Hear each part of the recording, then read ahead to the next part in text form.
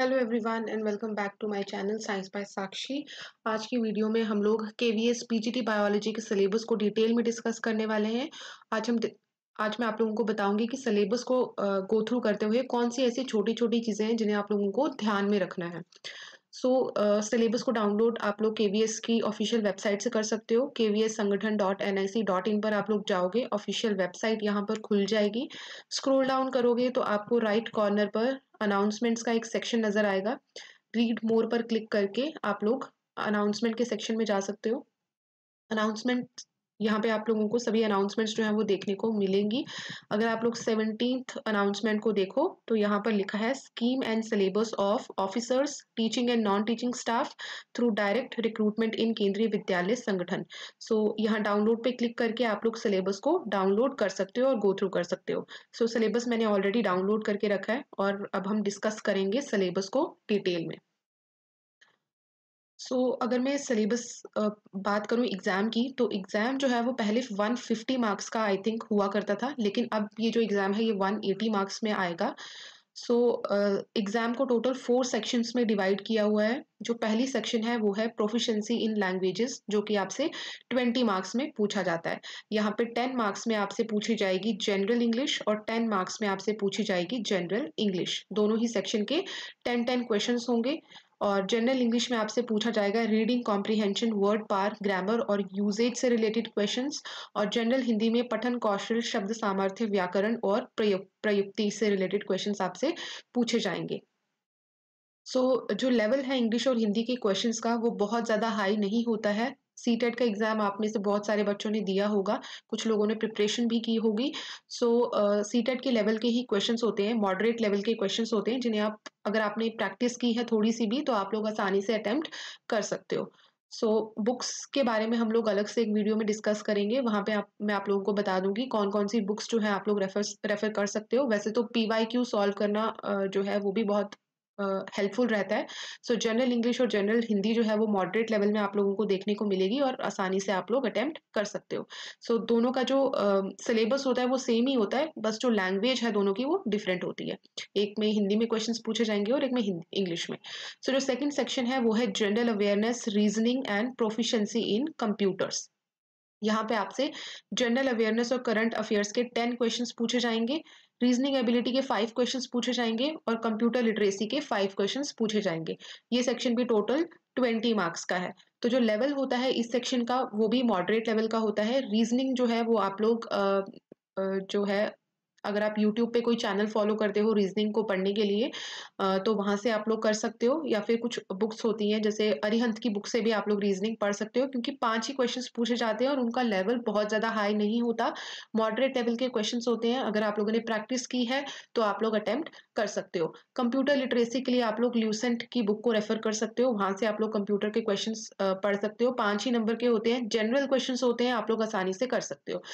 General awareness और current affairs की अगर मैं बात करूं तो जनरल अवेयरनेस और करंट अफेयर्स अपने आप में बहुत ही वास्ट टॉपिक है। इसे आप कभी भी, इसका सिलेबस जो है वो आप लोग कभी भी पूरा नहीं कर सकते। 10 क्वेश्चंस यहाँ से पूछे जाते हैं और अगर आप लोगों ने गो थ्रू किया है, पढ़ाई की है, जनरल अवेयरनेस करंट अफेयर्स के रिगार्डिंग पढ़ा है, तो आप लोग 5 से 6 क्वेश्चंस जो है अटेम्प्ट कर सकते हो। अगर मैं थर्ड सेक्शन की बात करूं, थर्ड सेक्शन है perspective on education and leadership. जो थर्ड सेक्शन है वो बेसिकली पेडागोजी का सेक्शन होता है। यहाँ पे जो टॉपिक्स हैं वो आप लोगों ने सीटेट की जब तैयारी की होगी तो वहाँ पे आप लोगों ने देखे होंगे ये सब टॉपिक्स। अगर आप लोगों ने सीटेट की प्रिपरेशन नहीं की है तो जब आप लोगों ने बीएड की होगी तो ये सभी जो टॉपिक्स हैं वो आप लोगों ने डेफिनेटली पढ़े होंगे। ये सेक्शन आपसे 40 मार्क्स में पूछा जाता है। यहाँ पर जो टॉपिक्स हैं वो आप लोग एक एक करके देख सकते हो। अंडरस्टैंडिंग द लर्नर, ये आपसे 15 मार्क्स में पूछा जाता है। यहाँ पे आपसे ग्रोथ, मैच्योरेशन, डेवलपमेंट से रिलेटेड क्वेश्चंस पूछे जाते हैं। Physical development, emotional development, moral development से रिलेटेड जो क्वेश्चंस हैं वो पूछे जाते हैं। एडोलेसेंस से रिलेटेड नीड्स क्या होते हैं, चैलेंजेस क्या होते हैं, इम्प्लीकेशंस क्या होती हैं इनकी, ये सब पूछे जाएंगे आपसे। प्राइमरी और सेकेंडरी सोशलाइजेशन क्या होता है, सोशलाइजेशन की एजेंसीज क्या क्या होती हैं और उनका क्या रोल होता है, इससे रिलेटेड क्वेश्चंस पूछे जाते हैं। अंडरस्टैंडिंग टीचिंग लर्निंग, ये भी आपसे 15 नंबर में पूछा जाएगा। यहाँ पे आप लोग डिफरेंट थ्योरीज के बारे में पढ़ते हो, बिहेवियरिज्म की थ्योरीज, कॉग्निटिविज्म, कंस्ट्रक्टिविज्म, इनकी जो थ्योरीज़ हैं वो आप पढ़ते हो, उनकी एजुकेशनल इम्प्लीकेशंस जो है वो पढ़ते हो, टीचर का रोल, लर्नर का क्या रोल होता है, nature of teacher student relationship कैसा होना चाहिए। सो ये different different topics, classroom environment, ये डिफरेंट डिफरेंट टॉपिक्स जो हैं वो आप लोग यहाँ पर पढ़ते हो। सो ये आप लोग सिलेबस में गो थ्रू कर सकते हो। यहाँ पे कोई भी नई चीज़ नहीं है, ये सभी चीज़ें आप लोग अपनी बीएड के दौरान पढ़ चुके हो। और सीटेट के लिए भी आप में से 80% स्टूडेंट्स ने पढ़ा ही होगा, वहाँ पे आप लोगों ने ये सब पढ़ा हुआ है। पेडागोजी के लिए आप लोग कोई भी यूट्यूब पे अगर आप चैनल कोई फॉलो करते हो पेडागोजी के लिए, वहाँ से आप लोग कर सकते हो। बाकी बुक्स के रिगार्डिंग मैं आपसे नेक्स्ट वीडियो में डिस्कस करूँगी, जहाँ पे मैं आप लोगों को बताऊँगी कि कौन-कौन सी बुक्स आपके लिए हेल्पफुल रहने वाली हैं। सो इसके अलावा जो थर्ड टॉपिक है या वो है क्रिएटिंग कंड्यूसिव लर्निंग एनवायरनमेंट। यहाँ से जो 4 क्वेश्चन्स आपसे पूछे जाते हैं, जहाँ पर आप लोग द कॉन्सेप्ट ऑफ डाइवर्सिटी के बारे में पढ़ते हो। डिफरेंट डिफरेंट जो डिसेबिलिटीज़ होती हैं, जैसे डिस्लेक्सिया, डिस्कैल्कुलिया, डिस्ग्राफिया, इससे रिलेटेड क्वेश्चंस जो है वो भी आप लोगों को यहाँ पे देखने को मिलती है। मेंटल हेल्थ से रिलेटेड क्वेश्चंस देखने को मिलते हैं, और स्कूल और कम्युनिटी का रोल क्या होता है लर्निंग में, वो सब आप इससे रिलेटेड क्वेश्चंस आपको देखने को मिलेंगे। सो 4 ही क्वेश्चंस आपको इस सेक्शन से मिलेंगे। इसके बाद स्कूल ऑर्गेनाइजेशन और लीडरशिप से रिलेटेड क्वेश्चंस जो है वो आपसे पूछे जाएंगे।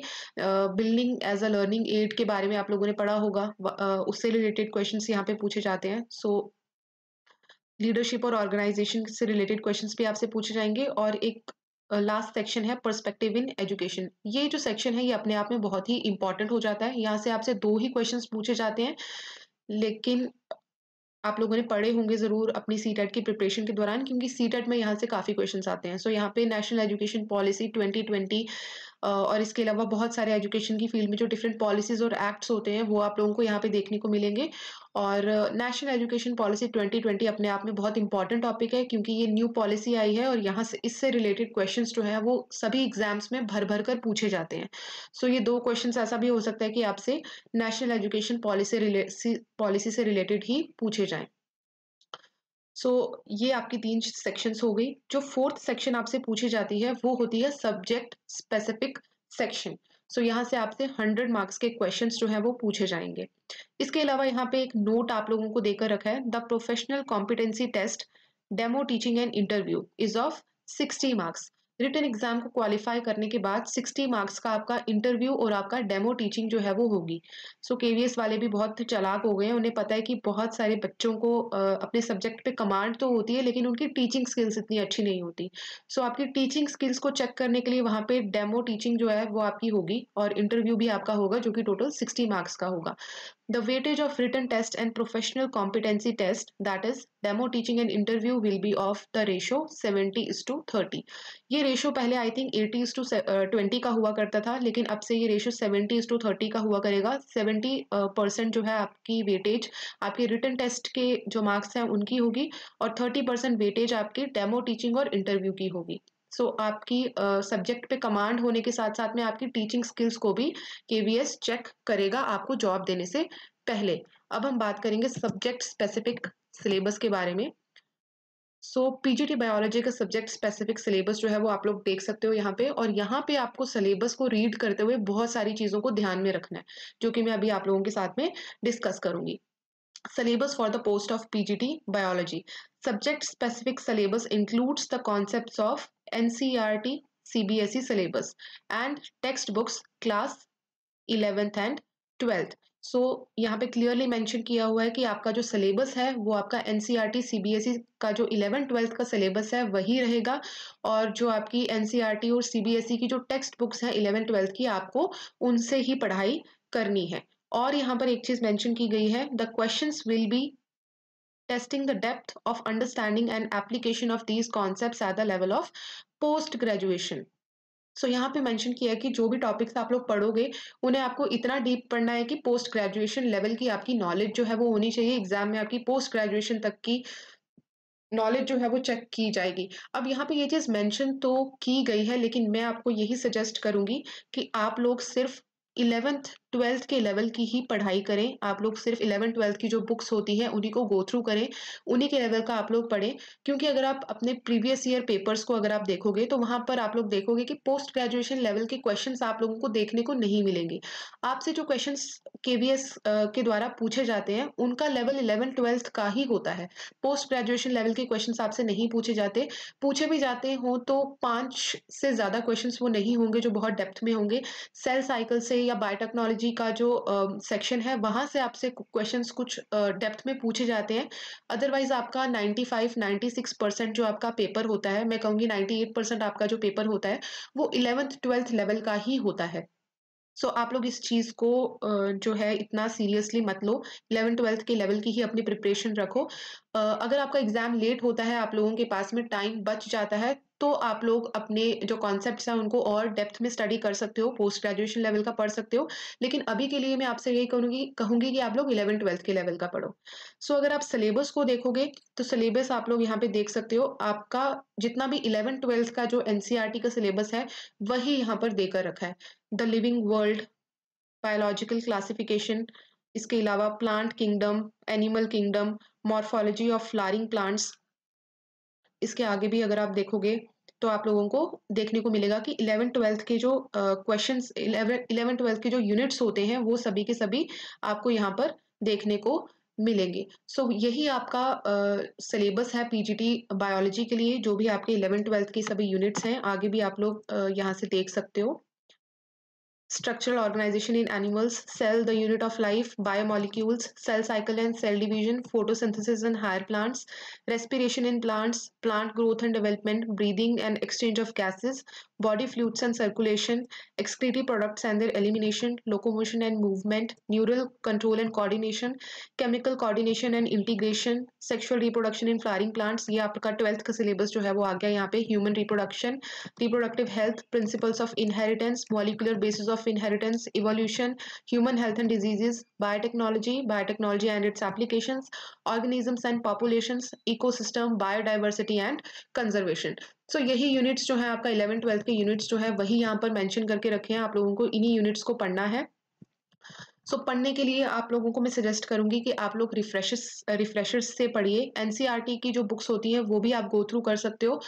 बाकी कुछ टॉपिक्स होते हैं जो एनसीईआरटी में इतने ज़्यादा अच्छे से एक्सप्लेन नहीं किए गए होते हैं, तो उन टॉपिक्स के लिए मैं आपको सजेस्ट करूंगी कि आप लोग रिफ्रेशर्स के थ्रू पढ़िए। जो भी रिफ्रेशर बुक्स होती हैं या फिर जो भी रेफरेंस बुक्स होती हैं उनके थ्रू आप लोग पढ़िए। आप लोग प्रदीप का रिफ्रेशर आता है, एबीसी का रिफ्रेशर आता है, आप लोग उनको रेफर कर सकते हो पढ़ने के लिए।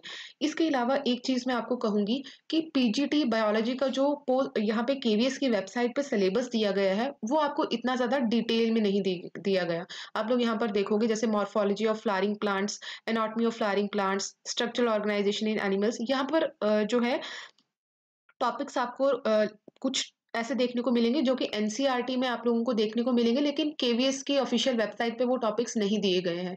सो ये जो सिलेबस है वो इतना ज़्यादा डिटेल में नहीं है।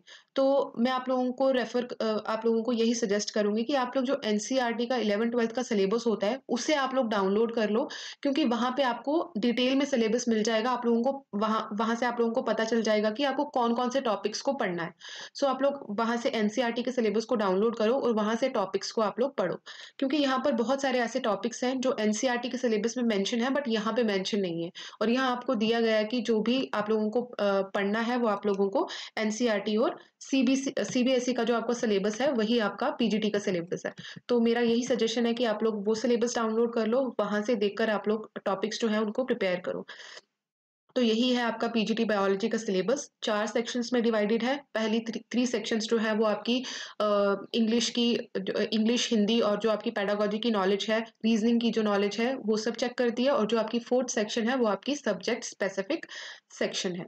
तो ये था आपका पीजीटी बायोलॉजी का सिलेबस। कोई भी अगर प्रॉब्लम है इसमें, कोई भी चीज़ अगर आपको समझ में नहीं आती है, आप लोग मुझे कमेंट सेक्शन में पूछ सकते हो। इसके अलावा आप लोग मुझे मेरी मेल आईडी पे, जो कि आपको मेरे चैनल पे मिल जाएगी, आप लोग मेरी मेल आईडी पे आपको मुझे मेल भी कर सकते हो। कोई भी स्पेसिफिक टॉपिक जो आपको नहीं समझ में आ रहा, जिससे रिलेटेड आप लोगों को वीडियो चाहिए, आप लोग कमेंट सेक्शन में मुझे बता सकते हो। पीजीटी बायोलॉजी से रिलेटेड और भी वीडियोस जो है वो आती रहेंगी। कंप्लीट कोर्स जो है वो भी आएगा, आप लोग देखकर वहाँ से प्रिपरेशन कर सकते हो। उसके लिए आप लोग चैनल को सब्सक्राइब करो ताकि आप लोग टच में मेरे साथ रहो और कोई भी लेटेस्ट अपडेट जो भी आती है वो आप लोगों को मिल सके। सो आज की वीडियो में इतना ही। Thank you for watching.